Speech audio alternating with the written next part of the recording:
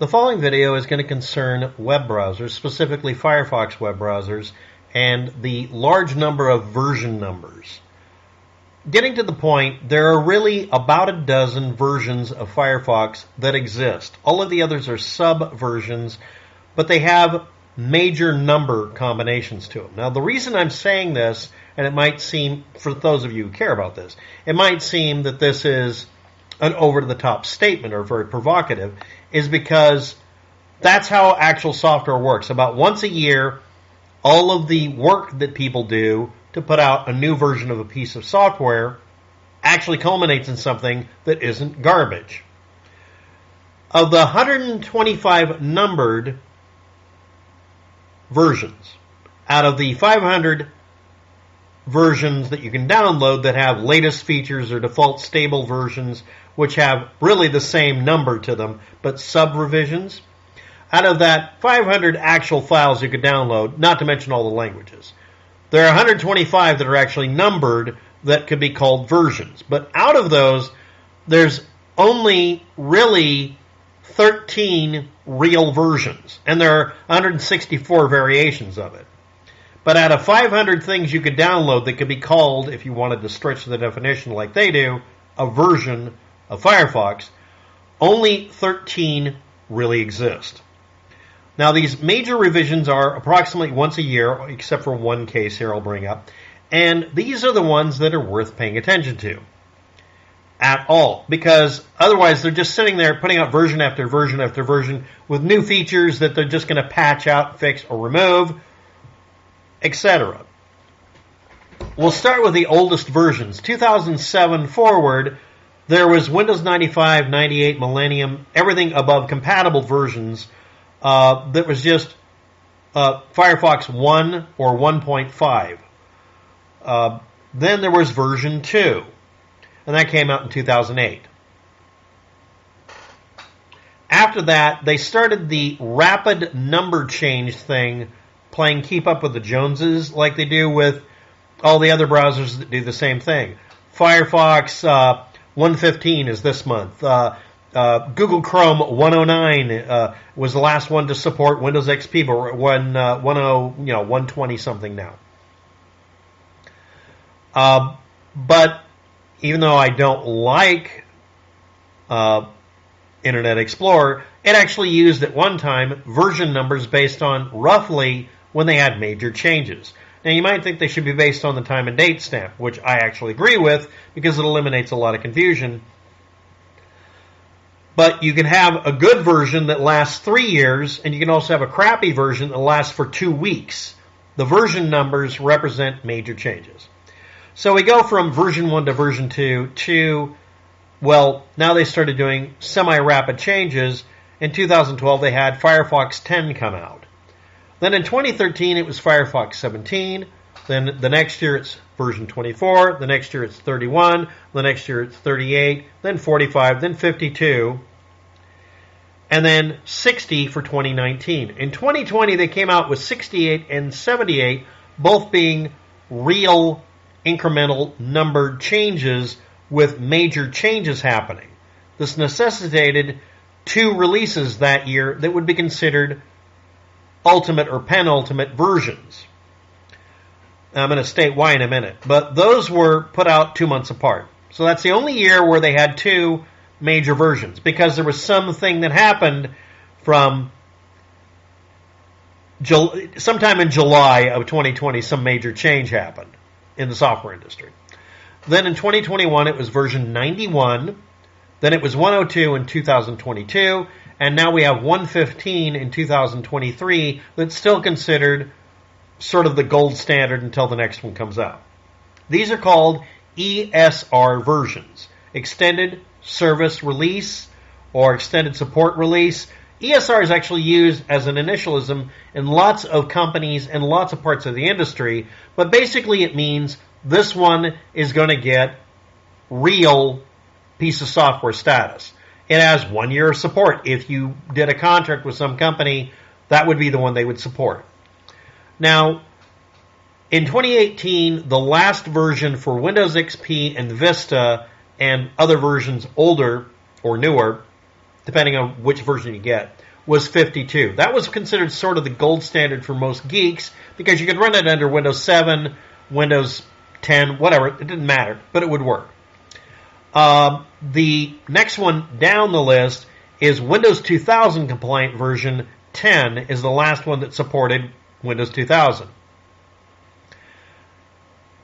Now, in the version 88 through 90 of ESR and non-ESR versions, they dropped support for file transfer protocol, which is literally the basis for doing some things on the internet, but it was being used so little by websites that it was dropped. So if you need to have FTP support, or otherwise known as, if you need to be able to work with really old school protocols that are still in use, but just not for 99% of the population don't use it, then after version 88, you can't use FTP.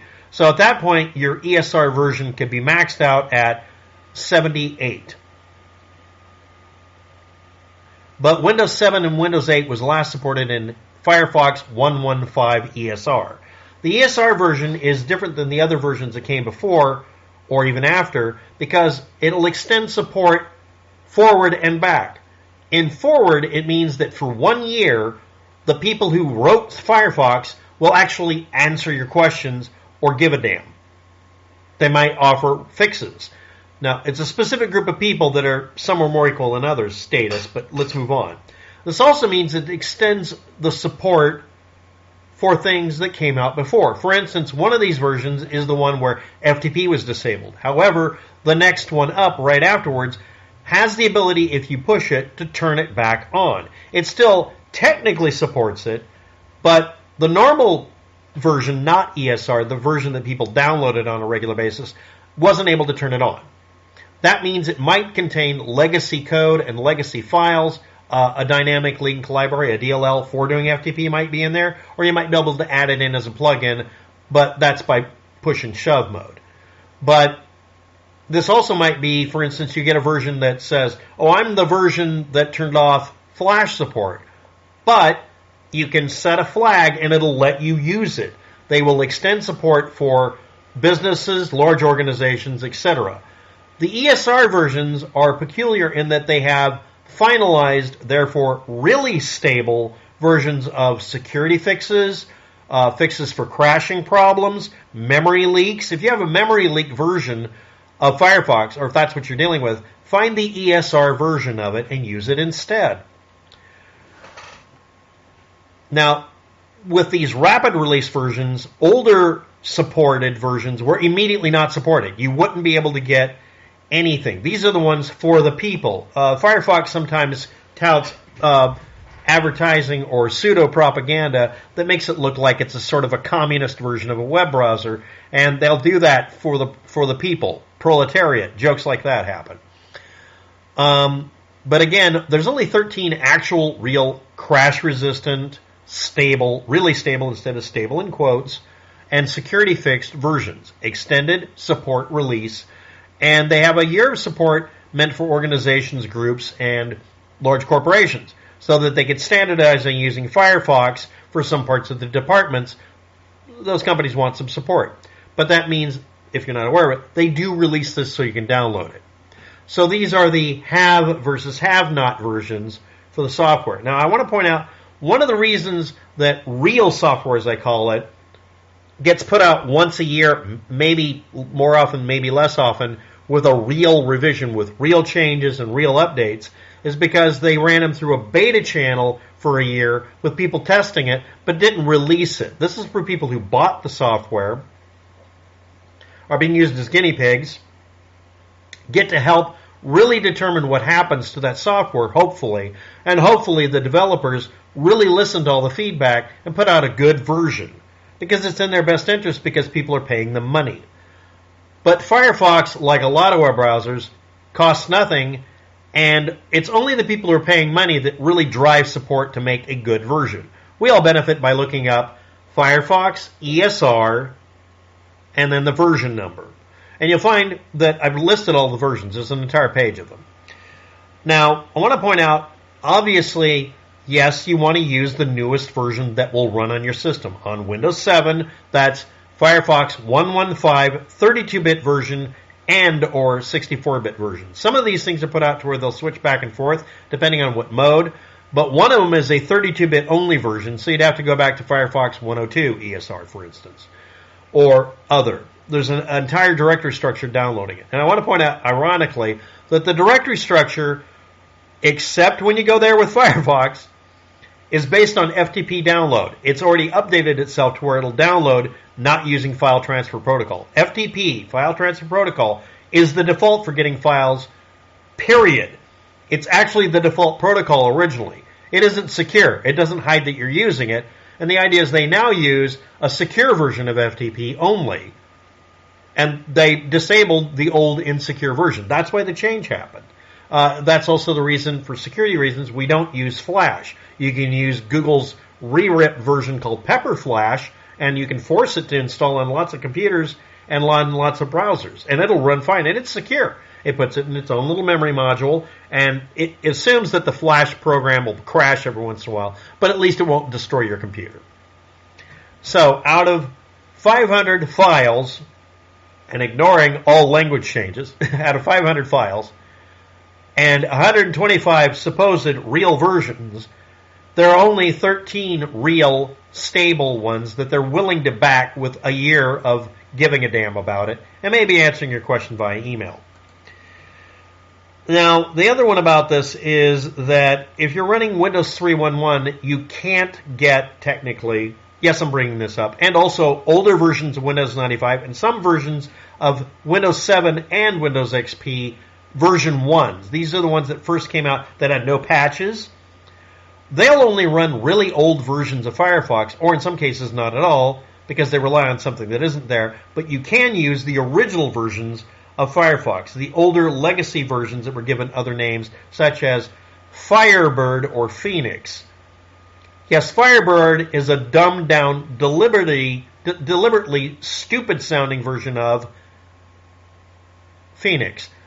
If you're not aware of it, ironically, at one time, Phoenix Software, the company that puts out BIOSes and firmware for your motherboards and not much else, came out with their own web browser that was built into the hardware of your computer. Some of you have a computer that literally comes with a browser that's called it's not called Firebird. It's called Phoenix something. And that caused a copyright dispute and a trademark dispute. So they put out Firebird because I guess somebody was frustrated. Fine. Instead of Phoenix, we'll call it Firebird. Literally it was kind of a joke and everybody hated it. And then they just put out Firefox. Now, derivatives, and the ones I use, are almost always based on getting the ESR version because they knew better, and using that version modified. For instance, making your own version of Firefox using the source code, and also making portable versions.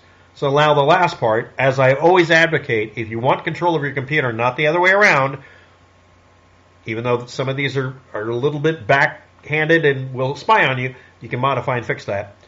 Getting the portable ESR version is double plus ungood or double plus good because it starts off assuming you want it not just stable but be hardened against crashing because inherently a portable version of the browser might crash more. So they end up only using ESR and then also turning on all the features to stabilize it and turning off features that would make it unstable.